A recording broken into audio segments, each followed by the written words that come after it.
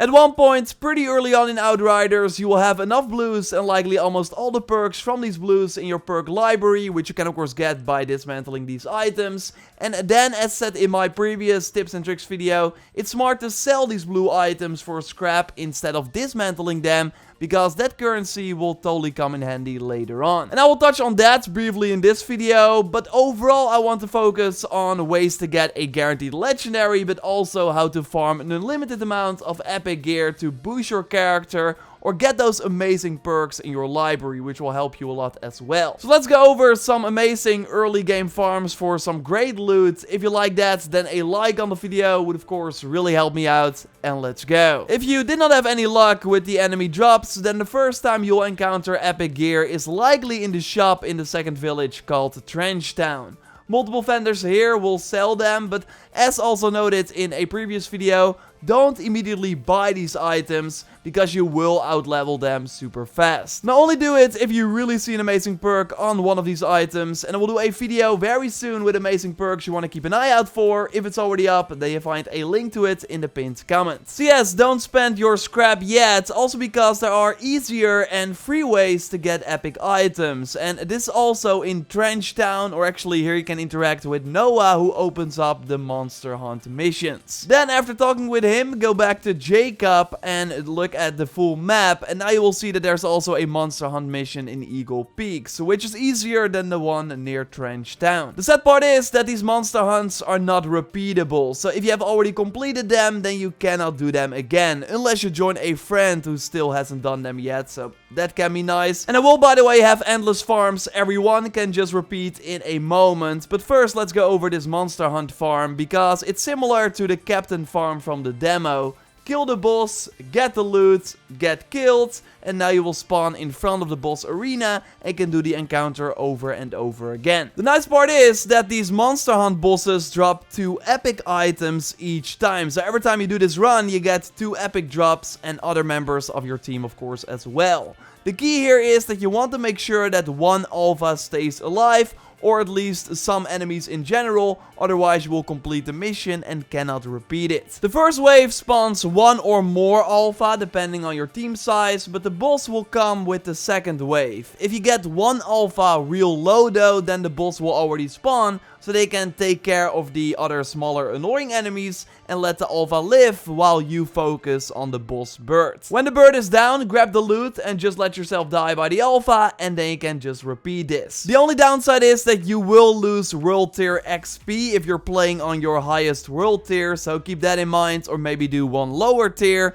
because then you won't lose XP. We also tried it on world tier 1. This lets you nuke the boss down real fast, and it will still give you the 2 purples at the end. Sure, on a low level, but you will then still be able to get the amazing perks from dismantling.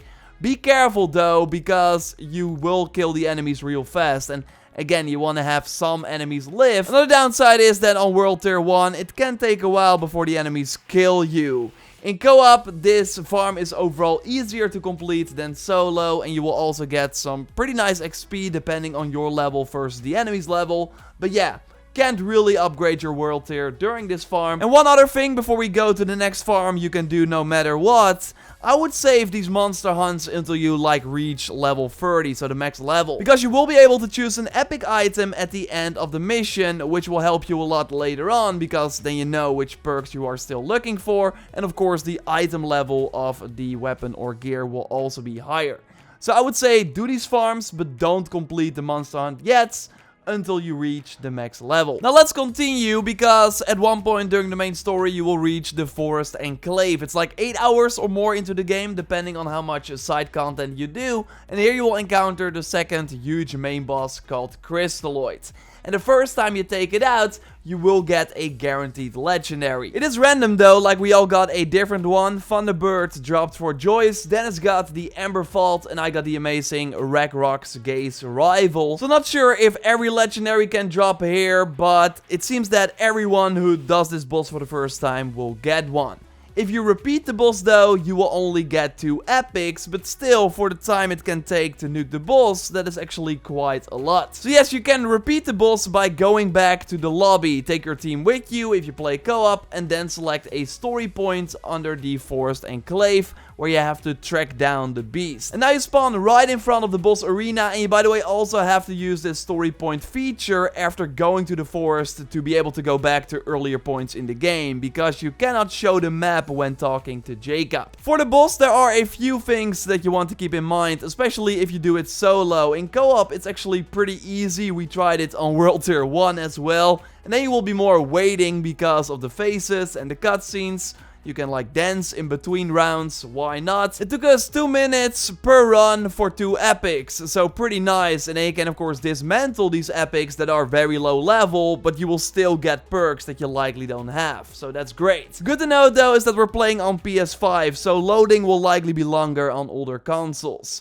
If you actually want better epic gear, then you of course want to play on a higher world tier. Again, this still wasn't that hard in co-op, but solo, you have to keep a few things in mind. One perk that I really love is that critical shots do not consume ammo. It's an epic perk on a weapon I actually got from one of these farms. So then you open up the weak point of this boss first, and they can just focus on this spot and always do crits, and then you almost never have to reload. It's really good. Still keep an eye on his attacks though. Make sure that you hide behind a rock, so use cover when the attacks reach you so you will not get hit, and then you should manage. Only the second phase can be tricky when the insects spawn. So this happens when the boss goes away, like kinda hides for the second time. So then you want to immediately turn to these insects. And I make sure that I have some abilities that give me health back, so you're able to stay alive. You can also dodge their attacks if you play it smart. Also using crowd control abilities, so like Cold Snap if you're playing a technomancer is great. The bubble with the trickster, for example. And also using skills that increase your weapon damage are key during this fight. Like blighted rounds for the technomancer in combination with the exposing toxin class skill will really help you a ton. Trickster has twisted rounds, increasing the firepower, and that knife claw skill to increase your damage if you get the disruptive firepower skill in your class tree. Like, there are multiple ways to make the fight easier, just like increasing your base damage and weapon damage helps a ton. But if you're having trouble doing this solo, then you can always put it on World Tier 1, because then you will still get the epic loot. Can dismantle that for the perks, because you will level out of these items if you get them early on anyways. Another good thing to note is that if you want to farm the boss after completing it, return to the lobby and then click the story point again, so you reset your story progression. If you then go into the game again, you spawn right in front of the boss arena. There's another farm really nearby in the forest you get to after this boss fight with only one loading screen, and it's a side mission called Predator to Prey, which you can find near the Crystal Camp. So from where you start this region, you want to like go outside of the camp and then to the first capture point and capture it if you haven't already, and then you will see the side quest. The area starts like close by, and you have to in the end take out a boss that will drop 2 epic items. But what you can do is start this mission on World Tier 1. So put the game on World Tier 1 before you enter the area. Then clear the first 3 areas. Like every time you have to like clear a path to go to the next one. The final one has some alpha spawn, but on World Tier 1 you can easily nuke them. So after taking them out, you know, okay, the next time I go to a new area, it's the boss arena. But what you can do here is change the world tier, which will then impact the drops you get from the boss. So you can blaze through this area on World Tier 1 and then switch at the end to still have like a decent boss fight with good drops.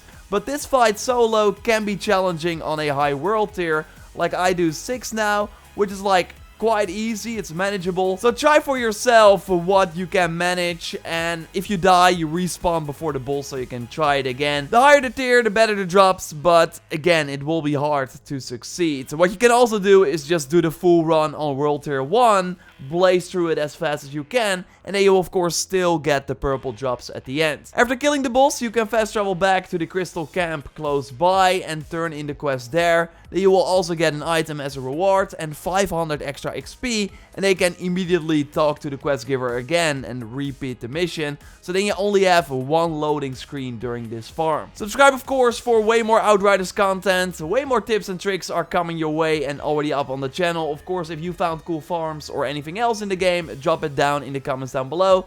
A like would really help me out. And don't check out my previous video on general tips and tricks I wish I knew earlier. You can watch that one by clicking on the screen.